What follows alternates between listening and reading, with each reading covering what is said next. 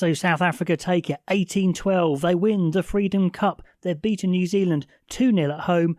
They're 4-0 in the Rugby Championship. Not bad at all. And New Zealand now cannot win the Rugby Championship, I don't think. So they are out of it. Their dominance of this competition is over. So what a good result for South Africa. But there were lots of errors in this game as well. I wouldn't say it was a classic in execution, but it was super exciting. The home support was absolutely deafening. The majority did respect the haka as well. And the atmosphere was absolutely frenzied in a good way. And I'm sitting back, I'm thinking, I'm just going to observe this game for a while before I make a note. But I have to make a note 20 seconds in when Matthew Carley pings Grant Williams for going over the 5 seconds when he says, use it. Most nines do this, but World Rugby are trying to crack down. He cracked down straight away. And to be fair, the nines did speed up after that. So well done to him. South Africa repel multiple phases from New Zealand really well, and Talaya leads into contact with the ball and loses it. Not great technique from him, and it wasn't a very good day for the New Zealand back three. Really wasn't that impressed with them.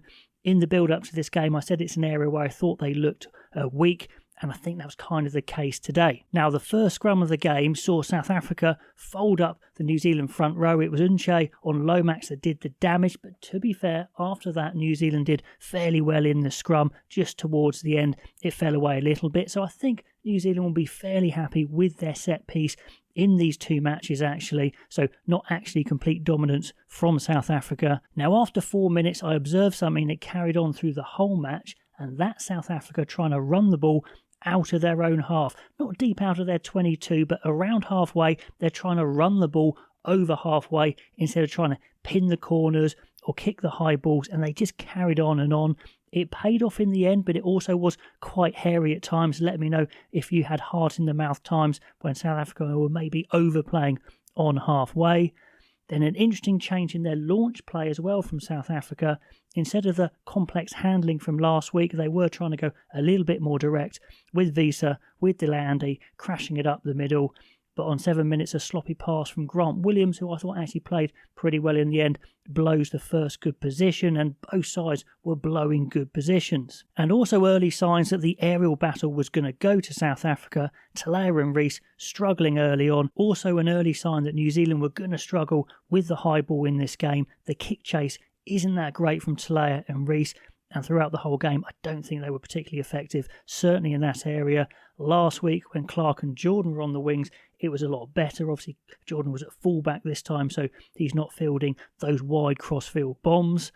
One area where South Africa were struggling early on was the line-out. They get better towards the end.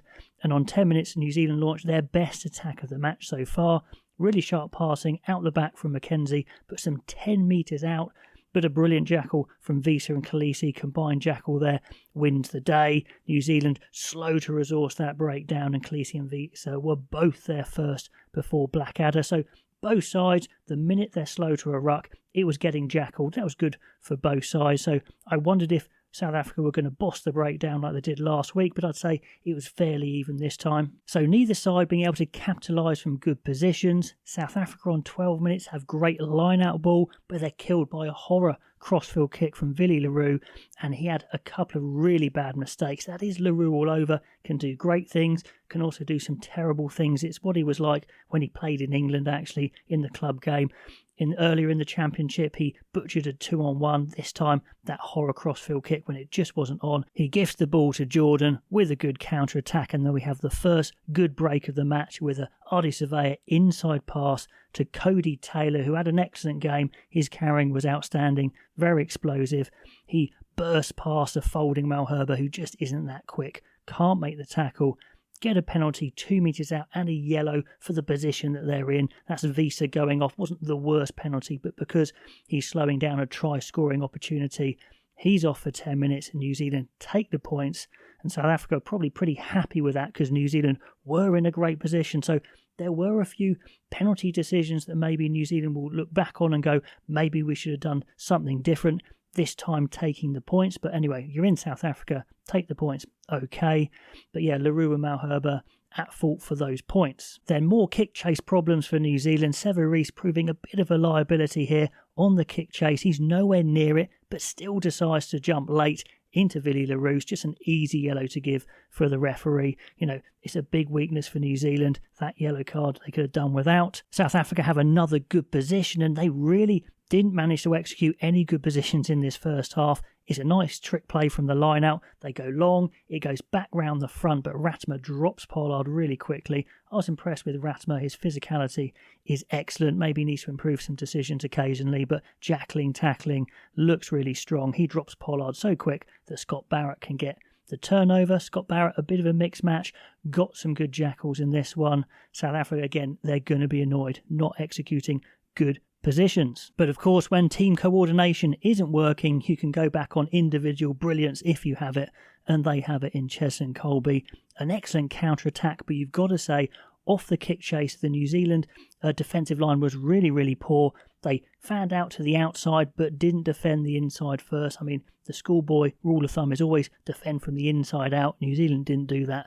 And Colby slices through, and if Peter Steph Totoy had managed to get hold of the offload, maybe South Africa were in again, but they can't. So again, another good chance for South Africa. They've probably had the better of the first quarter of the match, but they haven't been able to camp in the New Zealand final third and sustain pressure. They didn't do that really until the second half. So after 20 minutes, you have to say South Africa have had the better of it, although they haven't had the points to prove it. But on 90 minutes, some really good round-the-corner carries from Etzebeth, then a few offloads as well. It's looking pretty good. Oxenche smashing a few people out of the way in really good position. They go to the corner, first chance to see the 5-metre maul. Decent defence from New Zealand, push South Africa back into the touchline, which is good tactics there, and then some really good tackles and jackals again. Sam Cane, very quick there, repels the ball. So South Africa have the early pressure, but can't convert, and they have 0 points still, so that's not good. On 23 minutes, it's the second horror error from Willie le Roux. Just flings a long loopy pass to nobody, straight into touch. And I'm just thinking maybe Fassi shouldn't have been dropped, but luckily Ratimer shows some inexperience as he's just too keen to offload off a good attack, and he throws it a long way forward when it's not on. Now, I said that Ratimer is a good tackler, but the South African scrum half Grant Williams is equally good. Impressed with both of these guys in this match. He drops Geordie Barrett as New Zealand try and crash him up and gives Khaleesi a nice clear jackal penalty, but for some reason Williams makes no effort to roll away after that good tackle, and Mackenzie nails a long 45-metre kick. So 0-6, those little errors costing South Africa as they've still got no points. Half an hour in, and South Africa continue to run as the first option. It is interesting. I did wonder if it was a mistake. Obviously, they won in the end, but they try and run the ball over halfway, and they can go through quite a few good phases, but then just one mistake means that New Zealand can get straight back in there. Now, the Springboks continue to try and run the ball over halfway. It's kind of 50-50 whether it works or not. On half an hour, it works. A penalty for not rolling away. Big kick from Pollard, thumps it miles over from 40 metres, so they're off 0, 3-6. On 33 minutes, it's Satiti who makes a mistake, who actually probably had a really good game, but this was a bad error, missing a tackle on a wheeling scrum, and Visa goes powering up the touchline 30 metres, but Ratimer, who's so strong, with a really strong position for a jackal, built a bit like Antoine Dupont. On 35 minutes, New Zealand are building a nice attack, and Satiti is coming into the game, running really good lines. Geordie bumps off another player, but a force offload from New Zealand this time. Mackenzie at fault, sees Ioane knock on. Ioane didn't have a great game, I don't think. I'd say the outside 4 for New Zealand, the back 3 and Ioane didn't quite look up to standard, and these crucial errors costing good position. So not a classic half, but very close. And I am wondering whether South Africa should change their tactic of running the ball, everything over halfway and kicking long. But they keep at it. But when New Zealand get that jackal on halfway, it means they can kick a penalty over the post or deep for a line out. So I'm 50-50 on that one. Let me know what you think. I mean, they won the game in the end. Last attack of the half was for New Zealand, and Satiti and Cody Taylor are really coming into it, getting carry after carry, making lots of metres, explosive stuff from Satiti in particular. Norkia was a little slow to the breakdown a couple of times in this game, too desperate in the ruck this time for another penalty, 3-9. So 3-9 at half time. I think New Zealand will be delighted by that. Too many errors, but they capitalised on them the most. Unsurprisingly, after half-time, South Africa continue with a running attack around halfway, but Scott Barrett gets his second jackal of the game, 55 metres from Mackenzie, and he pushes it wide. A couple of costly miss from Mackenzie off the tee in this game. Then on 44 minutes, a big period of attack for South Africa, obviously running the ball from halfway. 9 good phases, including Jesse Creel running straight around Rieko Ioane. That's a bad look. South Africa forced a penalty, turned down the 3 points. They've got the impact man Malcolm Marx on. Good maul, flat round the corner, at pace carries, Marx again on the ball up to 1 metre out, and New Zealand have to defend on their own line, and Etzebeth spots that he could just reach out and try and ground the ball, and it looks from the replays like I think he did make it just to the line, but on field was no try, so TMO went with a I can't quite see enough. Tough call, but penalty advantage. They go maul, another penalty, and a maul. Colby even throws in. He really does do everything, although he misses a drop goal later on, so not quite maybe. And South Africa make it over the gain line 3 times in a row. That was the key. Round the corner, Delande, Marx, Khaleesi the final one over the line. Top team power try. They take the lead 10-9. So South Africa finally convert a good attacking position and they take the lead. They ring more changes on 52 minutes with Sasha Feinberg-Mngomezulu coming on at 10 and doesn't really have a great spell. Forces a really ill-advised crossfield kick, but luckily Severis is having a bit of a mare, gifts them 3 points, being offside. Jordan is struggling under the high ball all day, not doing so well. But anyway, it's a 13-9 there for South Africa, 4-point lead. A couple of minutes later, Feinberg-Mngomezulu again drops an uncontested high ball. Not a great start for him. New Zealand swoop. They get a line out in the South African 22. Brilliantly timed flat pass from Anton Leonard-Brown. New Zealand go coast to coast, get an easy 3-point kick, so 13-12, so it's still a 1-point game. Then on 62 minutes, it's a third really bad error for LaRue. He goes for an interception. It's just a low percentage play. Yes, if he regathers it, he's a hero, but it's very unlikely. It's an easy yellow. He's off. They take a long shot at goal, a little lucky because it hits the post, and New Zealand regather. But what a great chance to take the lead. 10 good quick phases. It looks like New Zealand are building, but then Scott Barrett, terrible error, takes his eyes completely off the pass. It hits him in the head, and that is that chance gone. Super costly. Then more action on halfway. Sasha Feinberg-Mngomezulu goes for a pretty ill-advised chip kick, loses the ball, but instantly makes up with it with a jackal. Crazy stuff. 52 metres for Mngomezulu, but a really ugly kick. So skills-wise, this wasn't looking good for Mngomezulu. Hate to say it, hasn't been his best game, or it has been his worst game for South Africa. And all the action stays on halfway. This time Vai with a good jackal, but Scott Barrett turns down the long-range kick, looks well within Geordie Barrett's range. A surprising decision, and Geordie Barrett compounds it with a poor kick to touch, and they fumble the ball in the maul, so another mess up for New Zealand. I mean, they had chances to win this game for sure.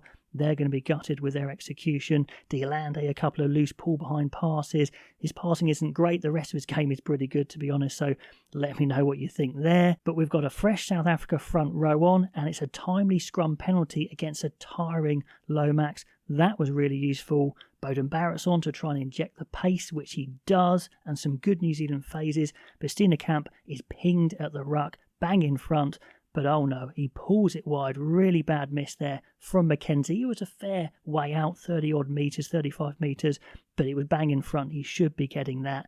And somehow South Africa survived that yellow card period unscathed. And a bit like last week at the death, the All Blacks start to fall apart at the wrong time. Beauden Barrett, his kick is too low and it's charged down. Lomax with an obvious shoulder block on the chasing Colby.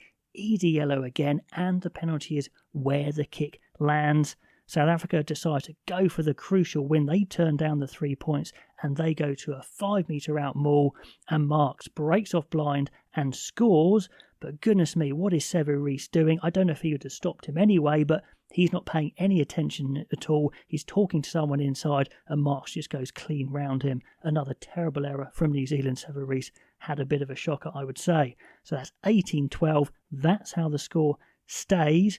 Did Robertson leave Lomax on too long? A poor day for that All Blacks back three. The Sasha Feinberg-Magomezulu conversion from that try was nowhere near, and that would have put the game to bed beyond a converted try. So his poor day continues. So with 5 minutes to go, I'm actually calling at Magomezulu to clear the ball long on halfway. He doesn't. He goes for the run, and he does it really well. He runs clean past Perenara. That wasn't great. The All Blacks falling apart a little bit as Mackenzie slices the clearance. South Africa say thank you very much and pound the line. Colby just has to pop over a drop goal from bang in front, but he slices it, and New Zealand have one more chance. For some reason, Elric Lowe, who's on at 8, decides not to roll away at all. That's a bad one. New Zealand have one more chance to go from 40 metres, but Toy steals the line out and the crowd goes crazy. So lots of mistakes in that game, but I think South Africa definitely deserve the win. Some powerful stuff from them, just enough there. I think the New Zealand team fell apart a bit towards the end as well. Some bad misses from Mackenzie, some bad errors. The back three I thought were really poor. But let me know what you think down below. If you like these sorts of breakdowns, please like, please subscribe. That would be awesome. And I'll catch you next time.